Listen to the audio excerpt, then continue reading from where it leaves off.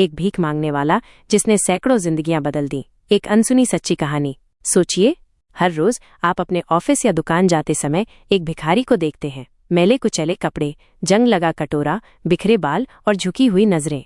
वो कभी कुछ बोलता नहीं, बस चुपचाप बैठा रहता है। आप उसे देखकर नजरें फेर लेते हैं, कुछ सिक्के डालकर आगे बढ़ जाते हैं। कभी कभी मन में सोचते हैं, जब काम करने की उम्र है तो भीख क्यों मांगता है। लेकिन कभी सोचा है कि हर दिन जो वो सिक्के इकट्ठा करता है उसका क्या करता है? क्या वो बस अपने पेट भरने के लिए मांगता है या उसके पीछे कोई गहरा राज छुपा है? एक दिन उस रात से पर्दा उठा और पूरा शहर हिल गया। शहर के सबसे भीड़ भाड़ वाले चौराहे पर एक पुराने मंदिर के बाहर हर सुबह एक भिखारी आकर बैठता था। लोग उसे फकीरा कहकर बुलाते थे। किसी को नहीं पता था कि उसका असली नाम क्या है, कहाँ से आया है या उसकी कहानी क्या है। वो घंटों बैठा रहता। कुछ लोग हिकारत से देखते, कुछ तंज कसते, काम क्यों नहीं करता, नशे के लिए भीख मांगता होगा। पर फकीरा कभी कुछ नहीं कहता। बस जब उसका कटोरा सिक्कों से भर जाता तो उठता और शहर की तंग गलियों में कहीं खो जाता। किसी को फर्क नहीं पड़ता था, सिवाय रघु के।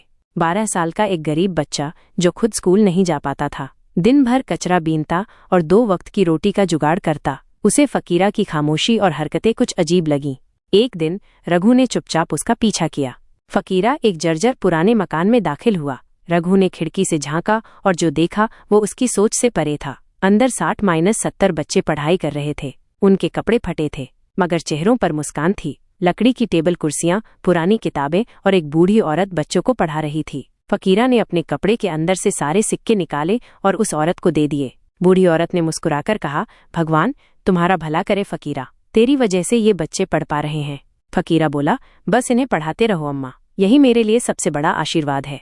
रघु की आंखों में आंसू आ गए। उसे समझ आया, ये आदमी भिखारी नहीं, फरिश्ता है। अगले दिन रघु ने हिम्मत कर पूछ ही लिया, तुम कौन हो और ये सब क्यों करते हो? फकीरा थोड़ी देर चुप रहा, फिर धीमे से बोला, मेरा नाम रणवीर सिंह है। मैं कभी इस शहर का सबसे बड़ा बिजनेसमैन था। रघु चौंक गया। रणवीर ने बताया, मेरे पास सब कुछ था, हवेलियां, गाड़ियां, पैसा, नाम, लेकिन मेरे लालच ने मेरी दुनिया तबाह कर दी।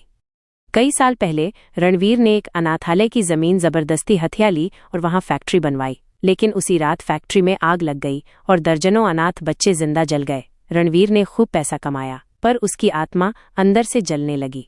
मैं जब भी आईने में खुद को देखता, उन बच्चों की चीखें सुनाई देती थीं।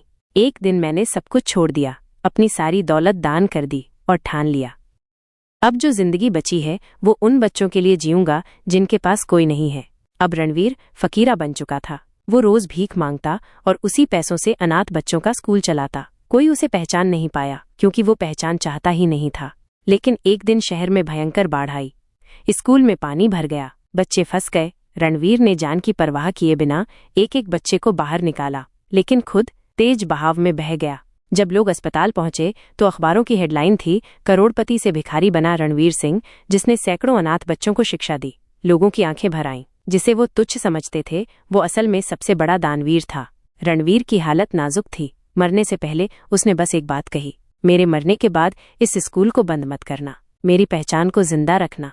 कुछ घंटों बाद रणवीर हमेशा के लिए चला गया।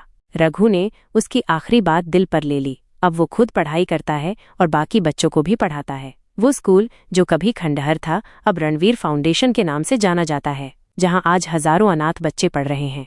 सीख, असली हीरो वो नहीं होता जो नाम या दौलत कमाए। असली हीरो वो होता है जो गुमनाम रहकर दूसरों की जिंदगी संवार दे। रणवीर चला गया, लेकिन उसकी कहानी जिंदा है। अगर आपको भी ये कहानी छू गई तो इसे आगे जरूर शेयर करें और कमेंट में बताएं आपके हिसाब से असली हीरो कौन होता है।